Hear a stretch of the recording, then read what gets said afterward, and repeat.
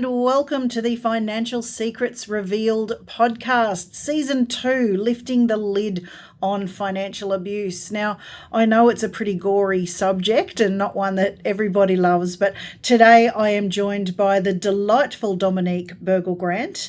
Welcome, Dominique. Thank you for having me. Great to be here. Delight to have you on the podcast.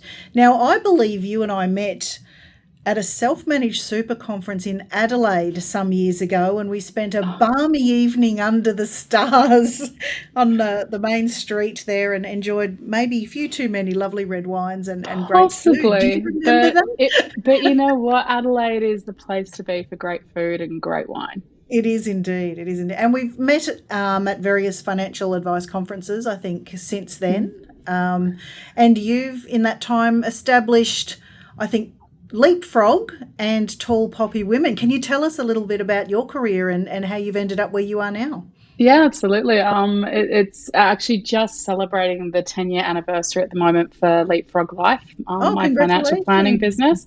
Past that mark, and we're about to hit 4 years with Tall Poppy Women, which is focused on helping women specifically going through separation and divorce. Leapfrog Life is a more traditional financial planning advice business, mostly focused on 40, 50-year-olds who are accumulating. That's the type of client I like to work with. What can we create? It's really, really enjoyable. Now, you're someone who loves to walk the talk and have a wonderful lifestyle and not bury yourself in work. So you're a great example for your clients. Now, you are kind of an Australian expat living in Wanaka so that you can enjoy hiking and skiing. Is that true? It is true. I have been over here now for 3 years. I started coming to Wanaka in 2010, actually. It was right before I started my business. I was actually a work conference with my old employer to Queenstown. I'd never been to New Zealand before, and it's going to sound like a New Zealand promo ad. And basically, I remember crossing the coast and seeing these incredible snow-capped mountains and going, wow, and how is this only just over 2 hours from Sydney? So it was, and then I came back every winter and it kept going longer and longer, and everyone told me it was better in summer and I didn't understand how. And then I came back in summer, I bought a section of land and just built, and we were just talking before we started the recording about the fact that I built, sold and bought something else. So yeah, I was looking forward to staying in that last place, which I'll never get to do now. Thank you, COVID. But beautiful Wanaka means that this morning I've been able to get up the ski fields, do that, get some work done, and here we are having a chat. And I have to confess, I've actually never strapped on a pair of skis. So I will lump on your doorstep one of these days and go, right, take me. Please do. Please do. Take me to the slopes. So I look forward to that very much. I'll probably break an ankle, but okay. Well, if you come in summer, we can go boating and enjoy some more good food and good wine. Why not do both, like the taco ad says? Now, tell us a little bit more about the work you do with Tall Poppy Women and helping women especially through separation and divorce, because obviously this series is all about shining a light on the subject of financial abuse. And is it something that you see a lot of when helping these women?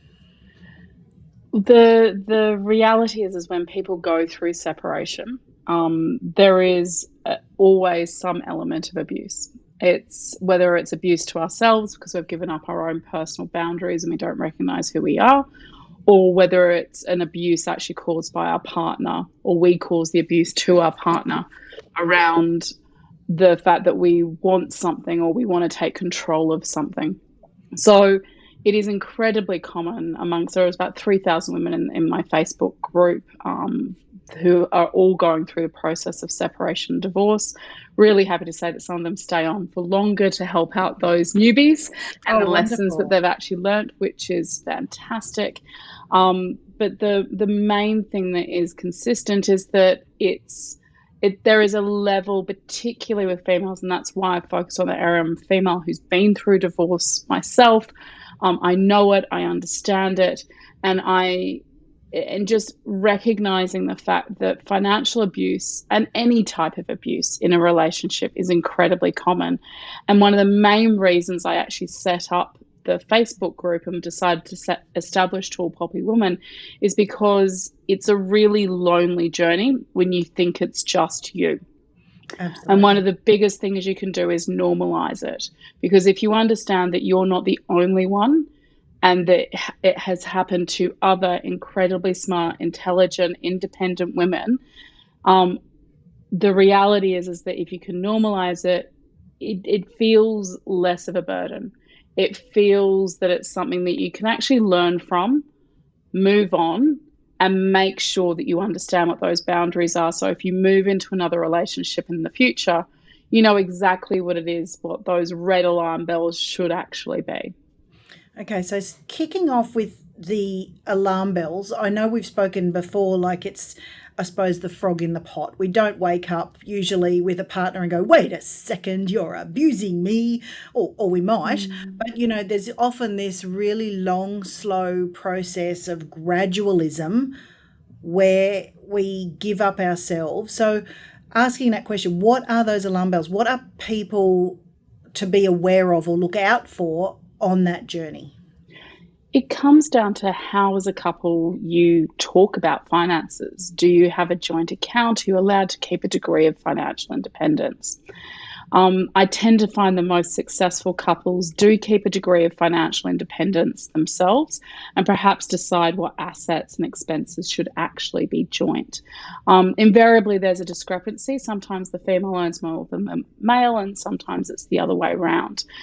But it's really about understanding what is actually fair. Can you have that conversation about money? It may be just little comments like, oh, you don't know what you're doing with your superannuation, or you don't understand investments. I'll do that.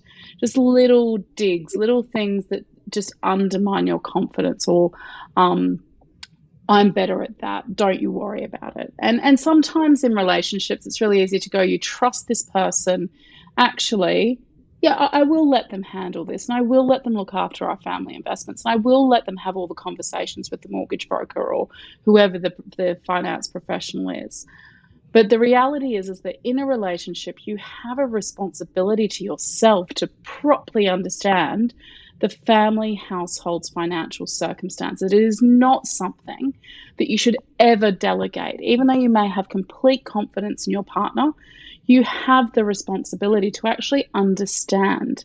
And the number of times I had a meeting recently with a couple, which is, they're still together, I'm happy to say, but they're in their 70s. And the female in this particular case knew absolutely everything about the finances. She was naturally the wealthier one coming in due to inheritances. And it was really clear the husband had no idea about where the money was, what was involved. They're running a self-managed super fund. We're not talking about a small pot of money here. We're talking about a substantial pot. And at least by going through the financial planning process, and any good financial planner is going to make sure both parties are in the room. Both parties learn and understand exactly what the pot consists of and exactly what the right strategies are. Now, if you don't have a financial planner, you need to make sure that there is that transparency.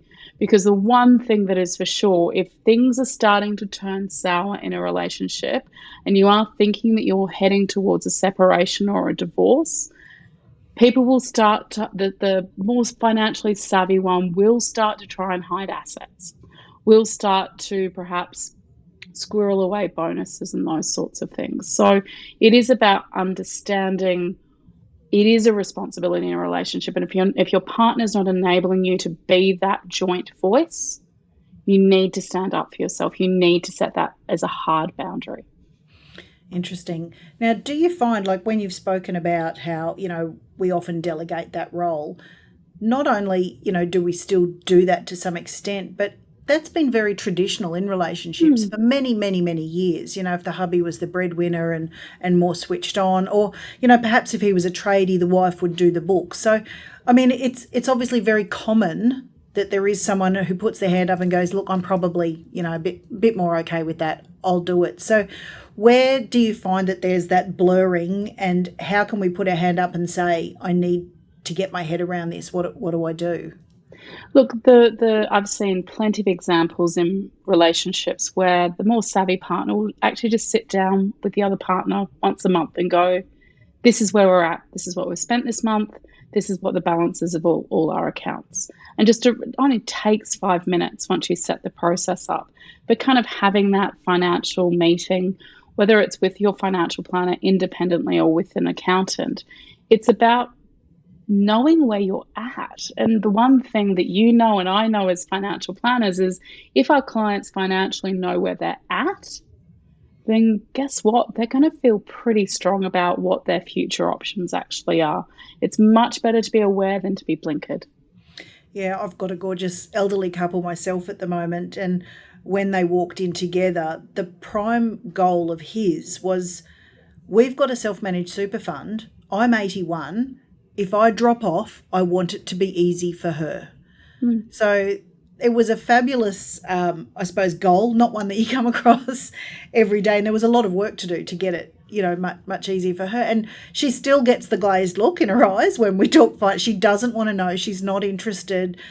She's dragged along to the meetings, but she understands now what's involved and what happens, if he does pass. And I think it's a beautiful and loving thing that he's gone and done this and sat down, with the three of us, that we can make this work for her. So I think contrasting loving and respectful financial relationships is a really good way of then highlighting, well, is this what I was hoping for or not? So do you find that's a good example, or you're, I suppose, working towards having your couples become financially responsible together? Well, I think it is about saying you're jointly responsible. You jointly have to adult with your lives. You can choose to act like a teenager or someone in their 20s and spend everything that you've got. But one of the key points of friction, we know that money is one of the top 3 reasons that people do separate.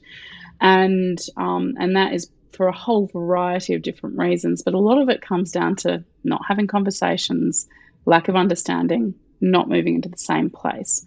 But we also know that we've all got very different financial personality types. And it's really interesting when I talk to women going through separation and divorce, and I say, well, these are the different types of financial personalities. And they're like, oh, that's my ex. Oh, that's me. That's why we couldn't actually communicate. And it's actually just understanding. There's plenty of websites you can go on, what's my financial personality? And it's actually quite a fun exercise to do with your partner because it actually helps you find some common ground. A frugal person is traditionally looked at as someone who's more financially responsible, and the person who's accused of being the spender personality type is, oh, they're just out buying things. But actually, I've seen frictions in couples in relationships like that. But if you can sit down and go, okay, well, actually a frugal person is actually going to get paralyzed by indecision. And you've probably seen these people, Amanda, where that they know exactly what they're spending. They write it down. They've got spreadsheets. They know exactly what's going on. Often called tight ass by their partner. Yeah. Yep. And their friends. They're the last person to buy the round of drinks at the bar. Yep. The reality is that the spender is actually really easily motivated. If you say to a spender, actually, if you stop spending on these things, you can have that home or you can have that comfortable retirement. They're very goal orientated. So together, a frugal person and a spender can actually be a really good couple if they know how to talk about money and if they can respect each other's differences and nuances. Oh, okay, that's a whole other ballgame, isn't it? But I love the idea of these joint conversations, and I think the abuse often occurs when you don't have the joint goals, or you haven't spoken about those, or you assume that the partner is working to the same goals you want, and whether that's the children or the house or the holiday or whatever. And I think we do so much damage to ourselves by assuming that we're all on the same page. Yes, you probably heard my deep breath there. Look, that assumption is the worst thing that you can do. I think we stereotypically go, well, you get married, you have kids, you buy a house, you get a dog, whatever it may be. It's almost not even a conversation around goals. It's a conversation around values. It's a conversation around what are the values, what are the priorities that we want as a family. And if as a family you can agree to what those values are, it actually takes away huge amounts of conflict. And I even see this in a little bit off track, but I even see this in couples who've divorced, had really, really just awful divorces, and often it's the money that creates the friction longer term. The longer a financial settlement takes, there's plenty of statistics to say, well, that often will lead to just a really poor relationship, particularly for co-parenting. But if you can actually sit those co-parents down and go, well, what are the values? What is it that we want our kids to grow up with and be instilled with? Then they can get back on the same page. So I think it's values first, and then what are the more specific goals that you actually want to work towards. So when you're in this Facebook or support group that you've got going for women going through this on your social media, it must be a place where I suppose people must, if they're hurting, we often lash out. So, it could be a place of, tear the bastard down. How dare he do this to me? I'm the victim. I hate what's happening to me. Why am I going through this situation? How do you turn situations where that is typically how many people react to these incredibly negative and emotional situations into something that, let's talk about boundaries, let's talk about relationships, and let's talk about goals? I mean, you're changing somebody's mindset here from, a victim to survivor, and that's not always easy. So how do you manage that? The first thing is respecting that period of time where the individual is and has to be allowed that emotional reaction. It is healthy to have that emotional reaction, to get it out and to do it in a healthy way, but it has to be in a way where they're not constantly just going to the same friends, and they're not constantly going to the same people. And we need to find people who are going to call bullshit on it. And that's one of the things that I'm probably known for the most in the Facebook group is, okay, there's an issue. You've identified the issue. You're saying you absolutely cannot stand your ex. He's the worst human being on the face of the planet. But you married him. There must be at least one good thing that you can say, one quality that person has. So I've got a rule in the group that you can't say just negative things. You do actually have to go, but he is actually good, or is also good. Dad, or he's a great dad. However, this is incredibly frustrating. He has horrible communication skills, or whatever it may be. It's about gradually making that one step forward, and also taking time to be grateful yourself for the opportunities that a separation actually gives to you. So if all you're focused on is the loss, and there is the grieving process, but if all you're focused on is the loss, then that's actually not going to enable you to move forward. For me, my divorce was okay. It wasn't too bad, but I witnessed my mum, she fought my dad for 20 years in the family law courts in Australia. About 12 of those years, he had absconded across to Spain and couldn't be contacted. But she didn't give up the fight. She, from my point of view, she lost her mental health over it. She certainly physically didn't look after herself. And she was never able to move on because she was so damn determined to tear him down and make him suffer. And it's one of the main goals that I have with the group is to stop that attitude, to make people realize that they're not the only ones who have suffered, who perhaps have suffered abuse, have been wronged by a man. And certainly they're going to, hopefully other groups out there where men can go, we've been wronged by the woman, just to equal things up, ways, doesn't it? or the woman wronging the woman, or men wronging men. But the reality is that you have to make a choice to move forward. For me, we all met someone or know someone who's stayed in that bitter and twisted, like you said, your mum, for 20 years. When you lose your life and your mental health over, and you lose your friends as well, and that's something which I talk about a lot. Is when you lose your partner, you are going to lose a circle of friends that go with that. But those friends that you have left, you need to be careful about the language, the attitude that you turn up with. And that's where counselors can be phenomenal, absolutely phenomenal, Absolutely. giving you that sounding board so you're not constantly taking it out on other people and Especially draining their when, energy.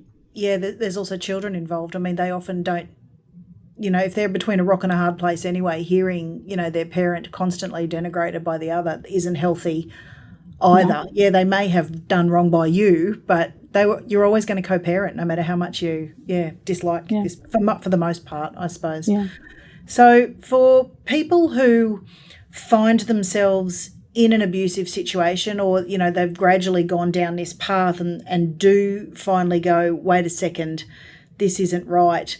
We've spoken about boundaries. So how do we suddenly go, all right, well, I don't accept that anymore, or I've changed my mind and I'm not going to put up with this. So how does that work? Because often we've so gradually ended up in this situation we've found ourselves. We're back to frog in pot.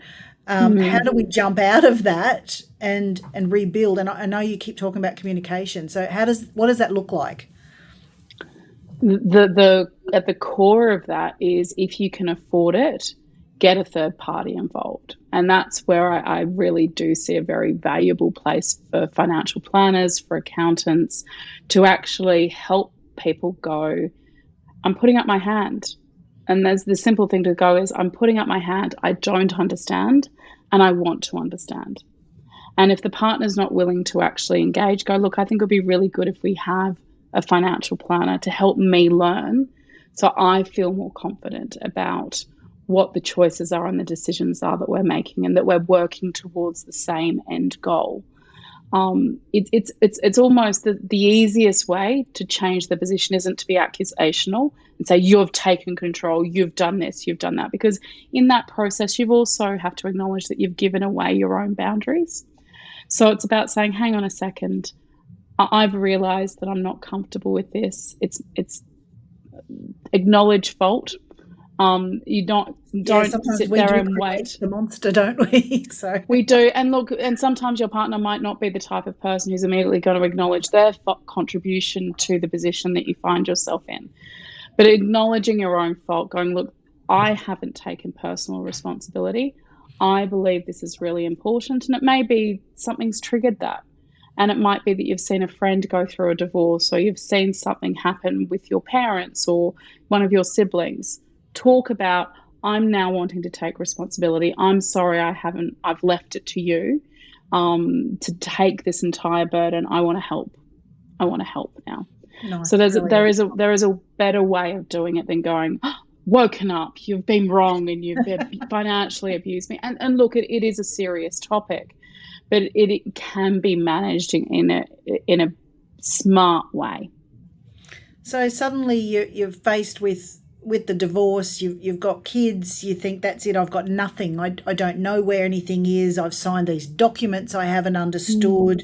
The lawyers are breathing down my neck. I've got nowhere to go. I'm going to have to couch surf.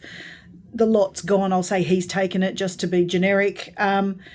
What's next when you're at that rock bottom? Where do you go? So for those who are fortunate enough that there is some level of financial resource in the household, the first thing is to talk to a lawyer about getting interim orders to get money to pay for your bills. So you don't have to wait for the financial settlement to get the money. And this is one of the biggest misconceptions, whether it's in the UK, New Zealand, Australia, US, most jurisdictions allow a solicitor to apply for the court for access to funds so that you can pay for a lawyer. You don't feel forced out of the family home. You don't, if you are out of the family home, you still have money to pay for rent. One of the biggest things that I see is financial abuse in the heat of a divorce is exceptionally heightened. If you've had a partner who has had the tendency to be abusive, whether that's physically, mentally, or financially, or a combination of those, it is only going to get worse in the heat of a divorce.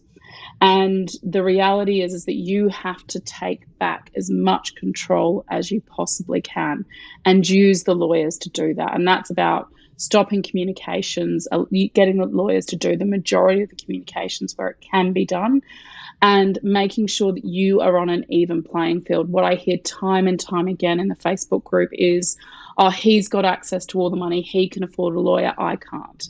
Well, if he can, you can. And the court system is set up in such a way that it is designed for mediation, it is designed to be fair, and it is designed to give an even playing field so both parties can have equal, fair representation. I think that's the first thing to properly understand, is you're not just out on your own. The second thing is properly, if you haven't understood what's in the family, what the family finances are actually all about, it's time to get to know them really, really quickly. I've got a checklist in the Facebook group that's in there. I think it's also an ebook on the website. What are the things that you really quickly need to gather? Because the longer you leave it to gather that information, the harder it is to actually obtain. And obviously, if you're in a very complex situation, you may need to get a forensic accountant actually involved to really delve deep and get the information that's necessary. But I've seen... Yeah, the next question, like if you don't even know what all the assets are that you've got together, how do you even go about finding them, especially if they have been hidden from you? Yeah, the best place is to try and get a copy of someone's tax return, because that shows sources of income, and often with account numbers. I've had solicitors request statements. So in Australia, for example, the Australian Taxation Office knows where everybody's superannuation funds are. You log in. We've asked for screenshots of that to prove what super balances there are. Super is probably the easiest thing for people to try and hide, but it's very easy to uncover. And it's about looking through the bank statements. Very hard if it's only been everything's in one person's name. But if you've got a joint bank account, go to the bank, get the bank statements as far back as you can, and start highlighting all the transactions and transfers, so that you've got a really clear understanding and then ask the questions. Well, where's this? Is it the same account name? Those sorts of things. So, but again, if you need to get a forensic accountant involved, they're certainly worth their weight in gold. But I've had a case where the partner had already moved on, there'd been an affair, and the female she was suffering from postnatal depression and did have some alcohol issues. The reality was, though, that he was definitely trying to take advantage of the situation. He was drawing up spreadsheets saying, this is what you get, this is all you're entitled to. And if you're getting that from your partner, chances are it's just going to be another form of financial abuse. The reality is that there is a reason to use lawyers. If it doesn't look fair, don't sign it, and never feel pressured into signing something. The one thing that I know for certain from talking to women who have signed quickly just to have it dealt with is that 2 to 3 years later, they do regret not pushing through the fight a little bit more. It's like, oh, I didn't want to push anymore because I wanted him to be a better dad or a better co-parent. Don't allow those emotions to impact your own future financial security. At the end of the day, you have to look after yourself so that you don't become a burden on your kids or other family members. It's bullying, I guess, to a degree, isn't it? And there's also that, the emotional overload. You're going, I just don't want to play this game anymore, and you do cave. So with financial abuse, I know in the States they've recorded that about it occurs in about 99% of all domestic violence cases. I believe in Australia the figure's well over 90% as well. So that then brings in a bit of, I suppose, a need for caution and concern. Obviously, when you're helping people who are in, also physical danger of violence, how do we then, I suppose, assist friends or family members to escape these not only financially but emotionally and physically abusive relationships as well? Are there any tips that you've learned from ladies who have had to do that in your group? Yeah, so when you're still in the relationship and you know that you want to get out, and you've got a partner that you can't have these conversations with, it's about trying to build up a bit of a kitty on the side. And often these are the types of relationships where You're only given a really small amount to go buy the household groceries every week. You're not in control of the bank accounts. But where you can get access to things, I've certainly seen women, they buy gift vouchers for Woolworths, so that they have got that in the kitty. If they do have access to cash, they make sure that they get it and they put it somewhere outside the family home. Setting up your own bank account is a really, really good start. It's the first thing you're going to need to do in any case. Your own bank account and somewhere to start getting your own personal post delivered to, because obviously if you set up a bank account, you don't want those statements coming to the family home. I know some banks now, if you tell them you are a victim of domestic violence, they will not send statements. That the only way they can deal with you is to walk into the bank. So I don't know if that's available in every country, but it's certainly a brilliant idea, and the banks are taking it very seriously. They're getting better at it. Yeah. Yeah, so they're definitely getting better at it. And it's because it is so incredibly common. And if there's a woman listening to this, the one thing I'd say is that you are not alone at all. And it's not you. It is something which has happened to many, many women before you and will continue, unfortunately, to happen to women and men after this. The reality is, though, is if you can take the right steps, the hardest step is to leave. Even a really bad relationship, a really financially abusive relationship, a physically abusive relationship is easy to stay in because you know exactly what you're getting most of the time. Even if you're in fear for your life, you understand what it is. Stepping out is the unknown, and that's terrifying, absolutely terrifying to do. And so I think when it's combined with the abuse, and it's like when people go, well, why did you stay if it was so bad? We jump into the victim blaming, and the answer is usually the money. I didn't think I could afford to step out. Or it could be, threats as well about not seeing the children or for your own safeties. But very often it's, I didn't know where to turn. I didn't have a way to earn a living. I didn't think there was money. I didn't have access. So it's so intertwined, isn't it, the control factor? The most common phrase I hear is, well, you didn't contribute anything, so you're not going to get anything. You haven't earned anything, so you're not going to get anything. And that is, it's the perfect line epitomizing financial abuse in relationships. It's basically trying to hold you prisoner, but the law does not support that. The law is on your side. And going and talking to a lawyer, having a conversation, preparing yourself and being as prepared as you can, and having your confidence that you can trust, that's what you need to work towards. You need to have, in very abusive relationships, a really clear exit strategy and a plan that you commit to and you stick to, and you have people that will help hold you accountable to that. But the one thing that is constant is that you didn't contribute, you're not worth anything. And the biggest risk, and I hate to say this, but the biggest risk time that women face is when they become a mum.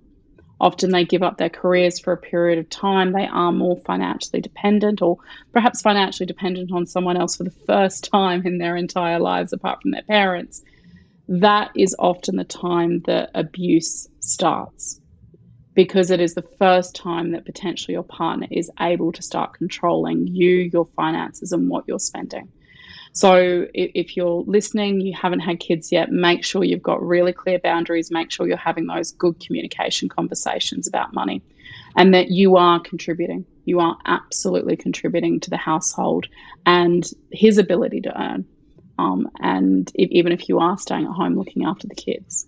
Yeah, well, look, for those who are, more the traditional housewife who do keep house, if you had to pay a cleaner or a cook or anybody to do all those things, you're $40,000, $50,000 a year down plus. So your contribution is still a massive, role within any family. So never devalue, your role as a homemaker and as a mother. That it's irreplaceable. That if you do want to spend those early developmental years, that's a gift that you can give your children. It's really beautiful. So I love all your tips, Dominique, on especially the communication, because I don't think we're very good at it.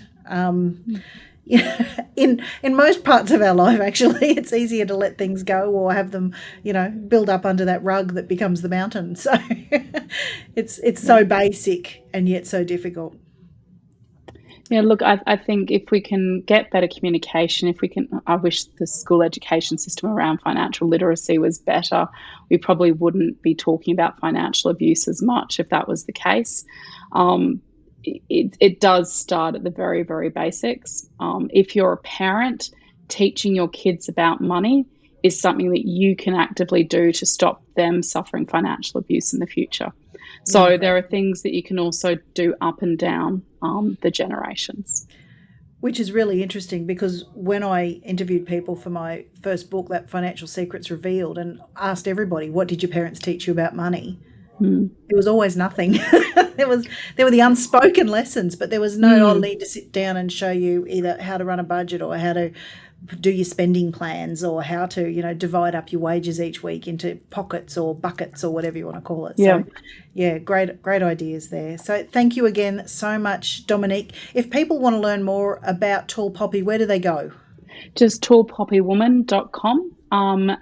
Or you can find us and search within Facebook and you'll find us in there. Perfect. I think there might be a few reaching out to get some top tips from you. So thank you so much again for joining us. We've really appreciated learning from you. Absolute pleasure. Thank you.